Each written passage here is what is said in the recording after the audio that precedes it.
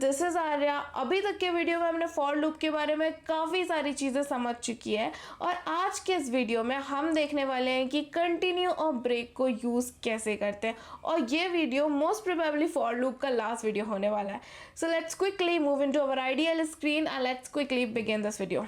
तो जैसे कि हमने बात की थी, आज के इस वीडियो में हम देखने वाले हैं कि कंटिन्यू और ब्रेक को यूज़ कैसे करता है। तो यहाँ पे मैंने एक लिस्ट ले लिया है, वही जो पिछले वाले वीडियो में ली थी वही लिस्ट है मेरे पास और मैं फिर वापस से वही लूप लगाने वाली हूँ for I in L I. और अब मैं यहाँ पर पहले करके दिखा देती हूँ, फिर समझाती हूँ कि ये चीज़ काम कैसे करती है। यहाँ पे मैंने लिखा if L okay, if I is equals to, double equals to comparison करने के लिए होता है और सिंगल इक्वल्स टू असाइन करने के लिए होता है। ये बात हमने पहले डिस्कस कर चुकी है। तो if I is equals to, मैं यहाँ पे डालती हूँ शोज और फिर यहाँ पे मैं इसके अंदर जाती हूँ और मैं लिख देती हूँ ब्रेक। और अब हम देखते हैं कि क्या होता है। ठीक है, यहाँ पे ओके ओके ओके, पहले मैं प्रिंट भी करवा देती हूँ, नहीं तो पता कैसे चलेगा। यहाँ पर ओके, यहाँ पर ही मैं प्रिंट करवा देती हूँ, प्रिंट आई। ओके, इसको थोड़ा हम सिस्टमेटिक करते हैं, ये ऊपर गया, F5 से रन करते हैं। तो अब देखो, इसने सिपर प्रिंट किया, शूज प्रिंट किया, उसके बाद की लिस्ट तो प्रिंट ही नहीं की। तो ये क्या हुआ? तो यही था ब्रेक का कमाल। अब मैं बताती हूँ कि ब्रेक आखिर काम कैसे करता है। तो सबसे पहले मैंने लिखा for I in L I. तो आई की वैल्यू सबसे पहले इंडेक्स था 0, इसलिए वो हो गई सिपर। ठीक है, तो यहाँ पर हमारा पहला टास्क होगा जो कि था प्रिंट आई। देखो, पाइथन ना एक लाइन बाय लाइन रीड करते जाता है कोड को। ठीक है, पाइथन का इंटरप्रेटर ऐसे ही काम करता है, पहले एक लाइन को रीड करेगा, उसको एग्जीक्यूट करेगा। तो यहाँ पे मेरा पहला टास्क था प्रिंट आई। ठीक है, तो उसने आई को प्रिंट कर दिया, आई था सिपर, प्रिंट हो गया, खत्म। अब उसने लिखा इफ आई की वैल्यू शूज होगी, तो फिर नेक्स्ट टास्क, मतलब अगर ये कंडीशन मैच होगी तभी तो हम इफ के अंदर जाएंगे। ये चीज हमने जब इफ एल्स एलिफ पढ़ा था तब देख लिया था। ठीक है, जब ये कंडीशन मैच होगी तभी उसके अंदर का टास्क परफॉर्म होगा। तो ये चीज तो मैच नहीं हुई क्योंकि आई की वैल्यू थी सिपर। ठीक है, ये मैच नहीं हुई, अंदर जाना ही नहीं है, खत्म। अब आगे ऊपर चले जाएंगे हम, फॉर लूप के पास चले गए। अब आई की वैल्यू क्या हुई? आई का इंडेक्स हुआ 1 और आई के अंदर आ चुका है अब शूज। ठीक है, शूज आ चुका है। तो फिर हम लोग लूप के अंदर आएंगे, पहला टास्क परफॉर्म होगा जो कि था प्रिंट आई। तो इसने शूज को प्रिंट कर दिया। अब वो बोल रहा है if I equals to shoes, अगर आई जो है वो शूज है तो ये कंडीशन यहाँ पे मैच हो गई, इफ वाली कंडीशन मैच हो गई। अब उसके अंदर जाएंगे और वो टास्क परफॉर्म होगा। तो अब उसमें लिखा ब्रेक। जब भी पाइथन के इंटरप्रेटर को ब्रेक मिलता है वो लूप को ब्रेक करके खत्म कर देता है। अब यहाँ पे ब्रेक मिला, खत्म, अब कुछ नहीं होगा, अब लूप खत्म हो चुका है। ठीक है, मैं यहाँ पे लिख देती हूँ आउट, जब ये लूप के बाहर आएगा तो मैं लिख देती हूँ आउट ऑफ द लूप। ठीक है, आउट ऑफ द लूप, ताकि आपको समझ आ जाए कि हाँ अब लूप खत्म हो चुका है। फिर से रन करती हूँ, ये देखो सिपर शूज और आउट ऑफ द लूप, ये यहाँ पे लूप के बाहर जा चुका है। अब इसको फॉर लूप के बाद जो भी चीजें दिखेंगे, जो भी टास्क दिखेंगे, ये वो चीज करने वाला है। तो इस तरीके से ब्रेक काम करता है।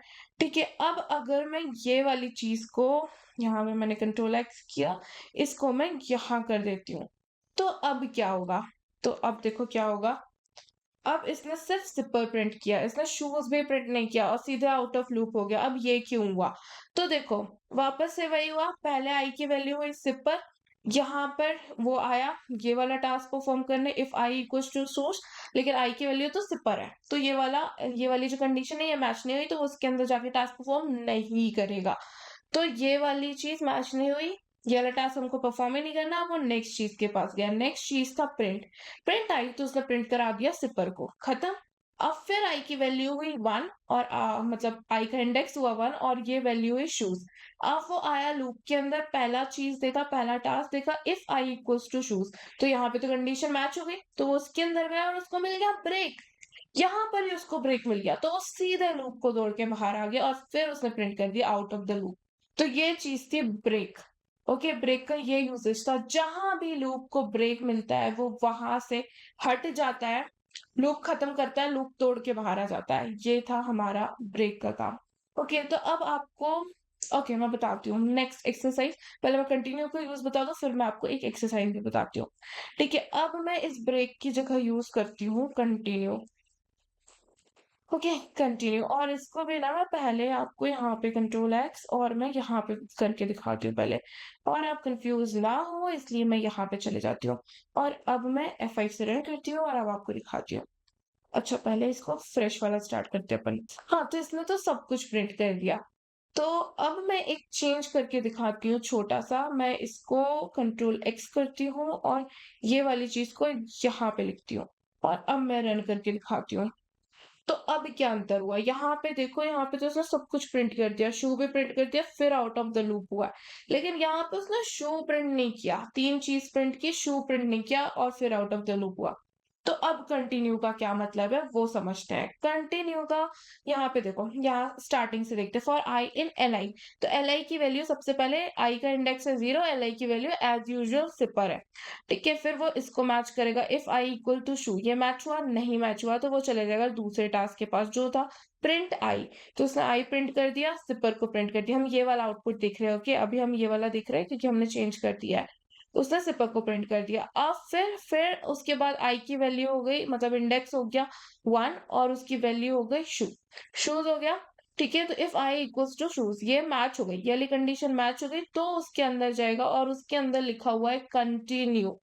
जब भी पाइथन के इंटरप्रेटर को कंटिन्यू मिलता है तो वो बाकी की सारी चीजें छोड़ देता है। मतलब उसके आगे के जो टास्क दिए हुए हैं वो सब छोड़ देगा और वो लूप को वापस से शुरू कर देगा। वापस से मतलब एकदम स्टार्ट से शुरू नहीं कर देगा। ये कंटिन्यू के बाद के जो भी टास्क हैं वो सबको छोड़ के आई की वैल्यू बढ़ा देगा। ओके, उसके बाद के टास्क नहीं करेगा, कंटिन्यू कर देगा। ठीक है, अगर कंटिन्यू नहीं करेगा तो फिर तो कोई मतलब ही नहीं कंटिन्यू लगाने का। तो उसके बाद के जो भी टास्क है वो सब छोड़ के आई की वैल्यू बढ़ा देगा। इसलिए जब उसको कंटिन्यू मिला तो वो नेक्स्ट टास्क जो कि था प्रिंट आई उसके तरफ नहीं गया और उसने शू प्रिंट नहीं कराया। उसने क्या किया, सीधे सीधे ऊपर गया, आई की वैल्यू उसने कर दिया 2 और 2 में आ गया हमारे पास प्लांट। अब ये चीज तो मैच हो नहीं रही तो वो सीधे प्रिंट आई करवा देगा। ठीक है, प्रिंट प्लांट करा दिया, ड्रेस करवा दिया। मैं यहाँ पे ज्यादा टास्क लिख के दिखा देती हूँ। Print what is happening, okay मैं कुछ भी लिख देती हूँ, व्हाट इज हैपनिंग ऐसे। और फिर अब मैं इसको रन करके, ओके इसे क्लोज भी तो करना पड़ेगा। यहाँ पे मैं इसे पहले क्लोज कर जैसे क्लोज। अब मैं रन करके दिखाती हूँ। तो ये देखो, simple, what is happening plant, what is happening dress, what is happening. ठीक है, पर इसने शू वाला, जब उसको शू मिला तब उसने व्हाट इज हैपनिंग भी प्रिंट नहीं कराया। उसने शू देखा, सीधे कंटिन्यू।